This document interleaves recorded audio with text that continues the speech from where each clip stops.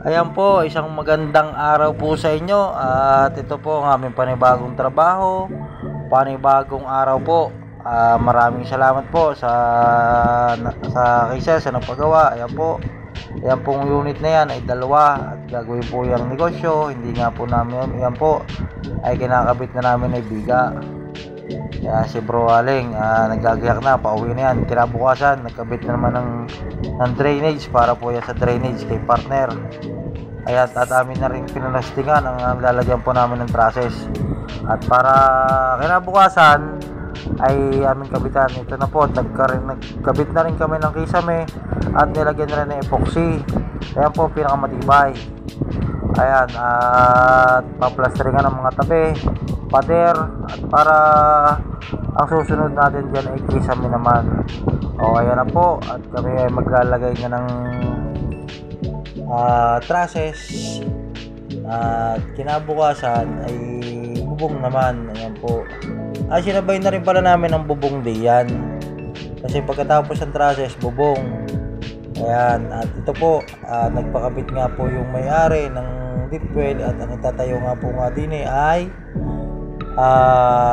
water station. Ayan po, shout out po sa team Katubig kay paring Topper Arapiles. Yan po ang post diyan. Salamat sa inyo sa pagkakabit ng tubig na pagbabaon.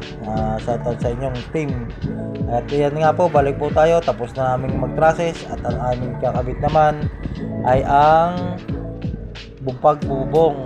Ayan. Dandahan, baka mahulog. Yan na po. At tapos na namin bubungan. Ang gagawin naman po namin ay tapos na naman lagyan ng flashing.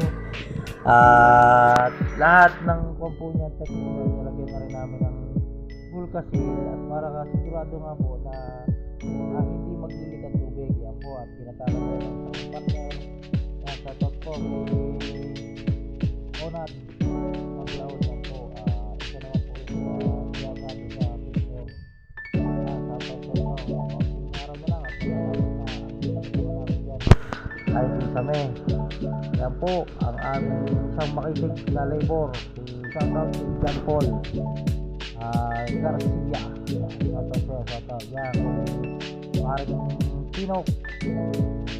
Yes, napakagaling na ito. Ito naman ang aking utol si Ariel, kahit saan mo dalhin sa electrical, mekaniko, maraming alam. Yan po, ayan po. Ayan, kaya po nilalagyan namin ng pintura yung mga dinaanan ng kaya po technique dyan para hindi matuyo pag ilang taon na kahit ilang taon na nakalipas. Hindi po basta natutuyo yan. Hindi katulad ng walang pintura ay natutuyo at magsilip pa rin ang tubig yan pagkatutuyo ilang taong nakalipas. Kaya po pinakaganda dyan, lagyan ng pintura ang mga dinaanan ng Vulcasil. Ayan po, tapos na namin lahat ang bubong.